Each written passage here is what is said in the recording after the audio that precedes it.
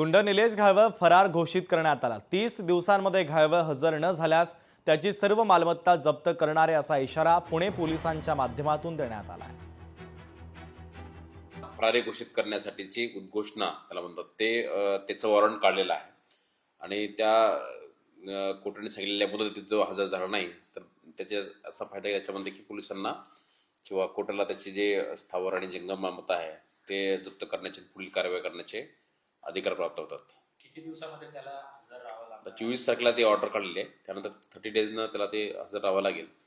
अन्यथा पुढची जी कारवाई आहे अटॅचमेंटची आणि सीजरची ते कोर्ट सुरू करेल। दुसऱ्या बाजूने आपले काय प्रयत्न चालू आहेत निलेश घाळवळला ताब्यात घेण्यासाठी? आता ताब्यात घेण्यासाठी जे तुम्हाला अगोदरच सांगितलं होतं की त्याचा पासपोर्ट रिवोक केलेला आहे, ब्ल्यू कॉर्न नोटीस आहे, त्याचं आता प्रोक्लेमेशन काढलेलं आहे, त्याला फरार घोषित केलेलं आहे, त्याचं रेड कॉर्न नोटीस काढण्याचं पण काम सध्या सुरू आहे। लोकशाही मराठी ऐका, पहा, जागरूक रहा।